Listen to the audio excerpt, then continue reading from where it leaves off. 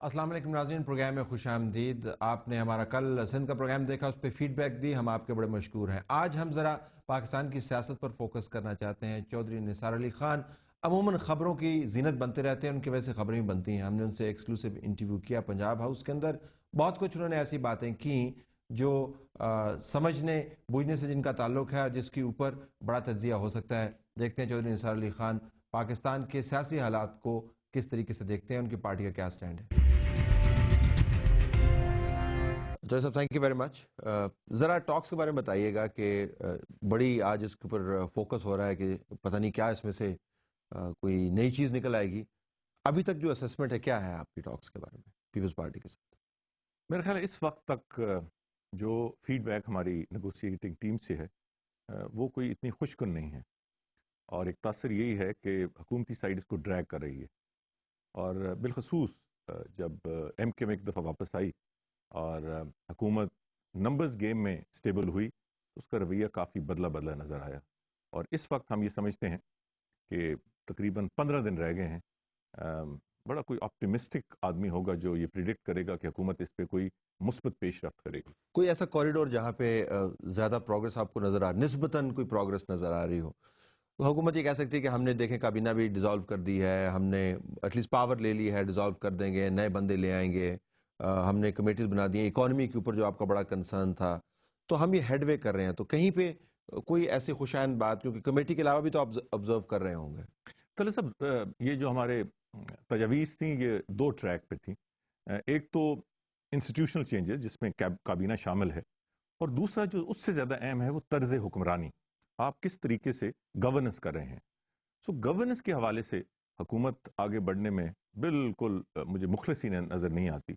जहाँ तक institutional changes हैं, काबीना जो कि सबसे आसान एक तरीका था या ज़रिया था, उस पर मूवमेंट हुई है, मगर वो क्या उसका अमली जामा होगा ये तो भी अभी अभी देखना है कि ये काबीना जाएगी, इसके जगह कौन आएगी।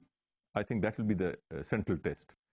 अब आप डील कर रहे हैं पीपल्स पार्टी के साथ, अपनी पार्टी की तरफ से काफ़ी अरसे से, इलेक्शन से पहले से भी इंगेजमेंट होती रही है, उसके बाद बहुत सारे अदवार हुए, प्रेस कॉन्फ्रेंसेस हुई, बड़े एक खुशकुन किस्म की कैफियत भी हमें नज़र आई, इधर उधर अप्स एंड डाउन, फिर लॉन्ग मार्च हुआ। तारीख तवील है, उसमें मैं नहीं जाता। अ, मसला किस जगह पे आपके ख्याल में, कहाँ पे आके चीज़ें रुक जाती हैं हुकूमत के साथ? थोड़ी सी इनिशिएशन होती है और उसके बाद ब्लॉकेट लग जाता है। मसला इंटेंशंस का है। अगर इंटेंशंस या नीयत ठीक हो तो फिर कोई ना कोई राह निकल आती है। हमने देखा है कि post Benazir Bhutto Pakistan peoples party की जो लीडरशिप है वो ज़बानी कलामी तो हर किस्म के वादे कर लेती है, बड़ी अच्छी ज़बान, बड़ी खुश्क ज़बान, जैसे वो बड़ा उनकी आदत है मुफाहमत की बात करना।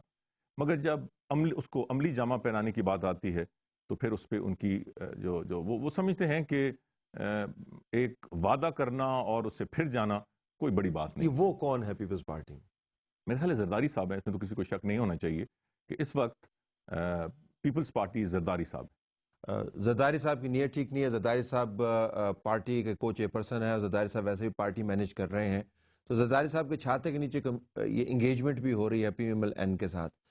तो अगर जरदारी साहब की नीयत ठीक नहीं है तो फिर इंगेजमेंट क्यों करें पीपल्स पार्टी के साथ? क्योंकि और तलसा कोई ऑप्शन नहीं है।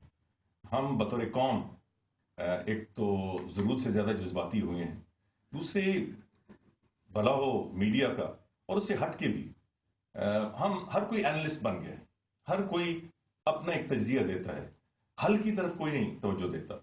और हम ये भी समझते हैं कि जो नताइज हैं वो महीनों में भी नहीं दिनों में सामने आए। तो इस मुश्किल सूरत हाल में आप ही मुझे बताएं कि एक मेन अपोजिशन पार्टी है मुस्लिम लीग नून, अकेली नहीं है, मेन है, हमारे पास क्या ऑप्शंस हैं मौजूदा हालात में इस गंभीर सूरत हाल को बेहतर करना, सिवाय इसके कि उम्मीद लगाए बैठना कि हम दबाव डालें और जो हुकूमत वक्त है जिसे हम इक़्तिदार में नहीं लेके आए, पाकिस्तान के अवाम लेके आए हैं, वो उस दबाव के जरिए अपनी तर्ज हुक्मरानी में कोई बेहतरी करें। एक तरीकाकार ये हो सकता है कि आप ऑपोजिशन का किरदार ही अदा करें, हुकूमत को संभाला देने का किरदार छोड़ दें। आप अपोजिशन है, अपोजिशन की तरह बिहेव करें, जिससे मुराद ये है कि दूसरी सियासी जमातों के साथ जो अपोजिशन में है अपने रवाबत बढ़ाएं, PMLQ के साथ रवाबत बढ़ाएं, आप मजहबी जमातों के साथ रवाबत बढ़ाएं, आप MKM के साथ रवाबत बढ़ाएं, लेकिन آپ اس طرف جاتے نہیں ہیں, آپ اپوزیشن میں رہتے ہوئے اپوزیشن کی پارٹی سے بھاگتے ہیں. آپ کی ہر کسی کے اپوزیشن میں آپ کا ہر کسی کے ساتھ جھگڑا ہے. نہیں, میں اس سے اتفاق نہیں کرتا. ہمارا اے این پی سے بالکل جھگڑا نہیں ہے, ہمارے ان سے معاملات اچھے ہیں. لیکن وہ تو حکومت میں ہے نا, میں اپوزیشن کی پارٹیز کی بات کروں. ریجنل پارٹیز ہیں, نیشنلسٹ پارٹیز ہیں بلوچستان کی. میرا خیال ہے کہ اس وقت سب سے زیادہ رابطے ان کے ہمارے ساتھ ہیں. ایم کیو ایم کے ساتھ میں یہ واضح کر دوں کہ یہ جو پچھلے 8-9 سال گزرے, اس میں صرف مسلم لیگ نون کو تحفظات نہیں تھے.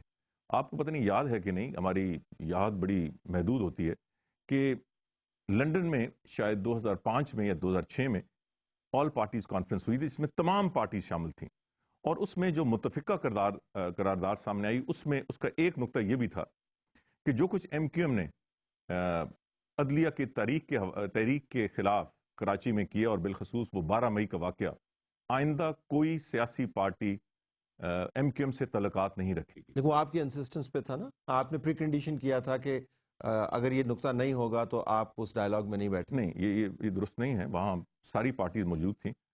آپ خود ان سے اس کی بات کی تصدیق کر سکتے ہیں. ہم سے زیادہ پی پی پاکستان پیپلز پارٹی ریئیکشن شو کر رہی تھی. ہم سے زیادہ تحریک انصاف اور پارٹیز تھیں. ہم تو ہوسٹ تھے, کسی چیز پہ ہم زیادہ انسسٹ نہیں کر سکتے تھے, کیونکہ ہم چاہتے تھے کہ یہ جو اے پی سی کامیاب ہو. تو اس حوالے سے آج بھی وہ ٹرینڈ ایم کیو ایم کے ساتھ چل رہا ہے. بدقسمتی سے ایم کیو ایم نے وہ جو خلیج ہے اس کو مزید بڑھانے میں اپنا کردار ادا کیا ہے. مگر اس کے باوجود خواہ ایم کیو ایم ہو, خواہ جے یو آئی ہو, خواہ دوسری پارٹیز ہیں, ان کا اسمبلی کے اندر کسی نہ کسی حوالے سے ہمارا رابطہ ہے.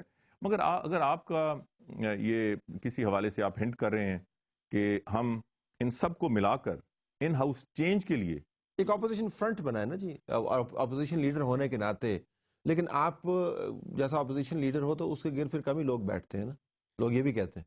آپ یہ بھی دیکھیں طلعت صاحب کہ اس وقت بڑے میجر ایشوز آئے, اور ان میجر ایشوز پہ جس طرح یہ اپوزیشن ایوان کے اندر اکٹھی ہوئی, اس کی مثال گزشتہ کئی سال میں نہیں ملتی. ہم نے عدلیہ کی آزادی کے حوالے سے ایک متفقہ سٹانس لیا اور بالآخر کامیابی ہوئی. این آر او کے حوالے سے متفقہ سٹانس لیا, پھر ایم کیو ایم حکومت بینچز سے اٹھ کے ہمیں آ ملی, پیپلز پارٹی کو شدید اس میں مسئلہ ہے. کیری لوگر بل پہ اتفاق ہوا, ابھی آر جی ایس ٹی پہ.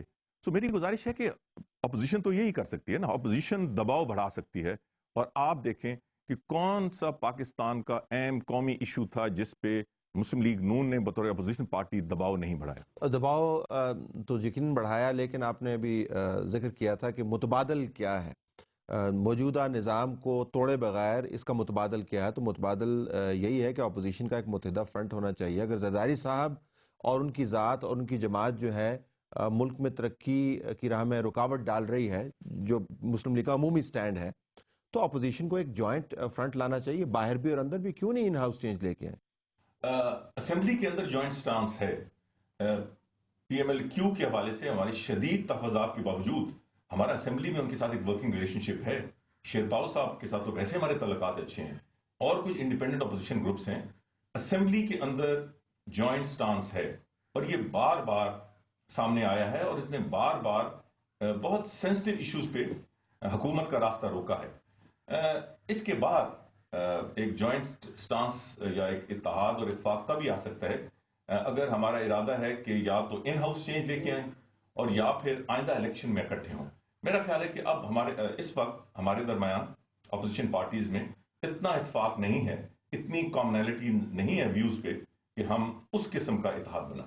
اس کی کیا وجہ, کامنالٹی آف ویوز کیوں نہیں؟ اگر سب اس پہ اتفاق کرتے ہیں, بڑے بڑے معاملات, این آر او کا آپ نے ذکر کیا, عدلیہ کا آپ نے ذکر کیا, آپ نے اس کے علاوہ چلے بلوچستان پیکج کا بھی ذکر کر دیتے ہیں, ترامیم آپ نے پاس کروائی ہیں, 19ویں ترمیم میں علیحدہ تھا, 18ویں ترمیم کے اندر تو کم از کم ایک کنسنسس تھا.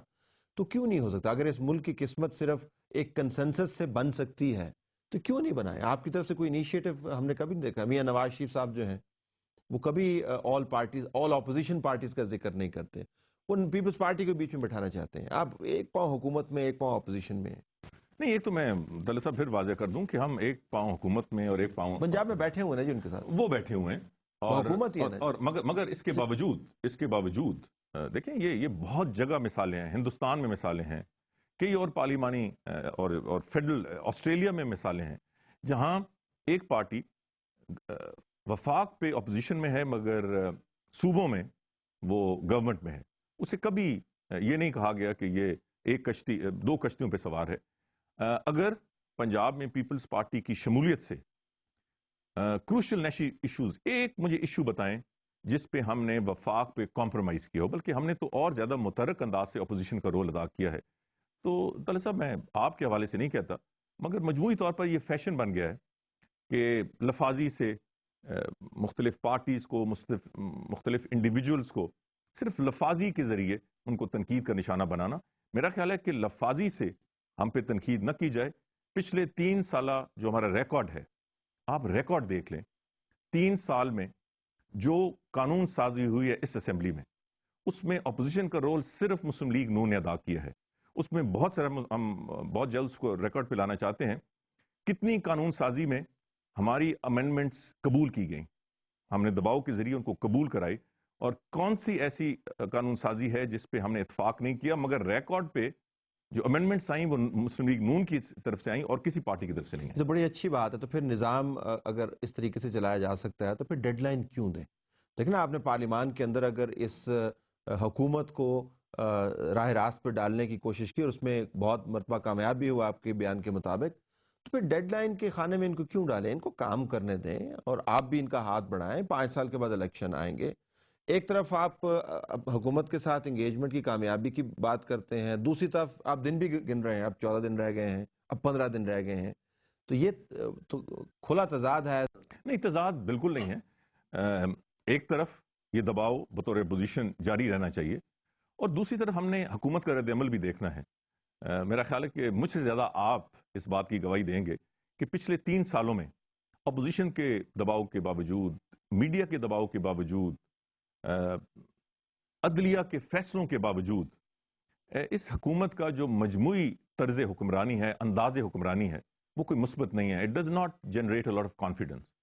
اور کئی تو ایسے ایریاز ہیں جہاں انسان سر پکڑ کے بیٹھ جاتا ہے. تو اس لیے یہ ضروری تھا 3 years ڈاؤن دا لائن، جب عوام کافی حد تک فرسٹریٹ ہو چکے تھے، نالاں ہو چکے تھے، حکومت زبانی کلامی تو بات ماننے کے لیے تیار ہوتی تھی، عملی اپنی انداز حکمرانی میں کوئی تبدیلی نہیں لا رہی تھی. تو میرا خیال ہے half year through the tenure, یا in fact more than half tenure, میرا خیال ہے یہ ضروری تھا کہ یہ دباؤ بڑھایا جائے. اور اسی وجہ سے یہ ڈیڈ لائن نہیں تھی، ٹائم فریم دیا گیا تھا. اور اگر اس ٹائم فریم کو حکومت میں مثبت استعمال کیا تو ان کے لیے بھی بہتر ہوگا، ملک کے لیے بھی بہتر. لیکن لگتا نہیں ہے کہ استعمال کریں گے. جو آپ نے بتایا جو ٹرینڈ ہیں وہ اتنے انکریجنگ نہیں ہیں. تو 14 دن تو یوں کرتے گزر جاتے ہیں پاکستان کے اندر، تو یہ گزر جائیں گے، ٹرینڈ وہی رہے گا، پھر آپ کیا کریں گے؟ طلعت صاحب ہم وہی کچھ کریں گے جو جس کا میاں نواز شریف صاحب نے اعلان کیا ہے، اس پہ عمل ہوگا انشاءاللہ. لانگ مارچ ہوگا، کیا ہوگا؟ آپ بھول گئے، ان کی پریس کانفرنس یہیں ہوئی تھی. آپ بتا دیں کس پریس کانفرنس کی بات کر رہے ہیں، جس میں 12 کا نکات دیے تھے، 8 نکات دیے تھے، 10 دیے تھے، 3-4 پریس کانفرنس. یہ جو آخری پریس کانفرنس جس میں انہوں نے کہا تھا کہ اگر ان پہ عمل نہ ہوا تو ہم پنجاب سے پیپلز پارٹی کو علیحدہ کر دیں گے. اس کا مطلب ہے کہ نظام کے اندر پاکستان کے سب سے بڑے صوبے میں آپ کے پاس نمبرز نہیں ہوں گے، ظاہر ہے پھر تو حکومت بنانا مشکل ہو جائے گی نا پنجاب کے اندر پیپلز پارٹی کے بغیر. Let's cross the bridge when we come to it. میرا خیال ہے کہ گورننس رول میں بھی یہ کوشش کی گئی کہ ہمارے پاس شاید نمبرز نہیں ہوں گے، اور اس لیے گورننس رول لگایا گیا. اگر اس وقت یہ کامیاب نہیں ہو سکے تو یقیناً اب بھی کامیاب نہیں ہوں گے.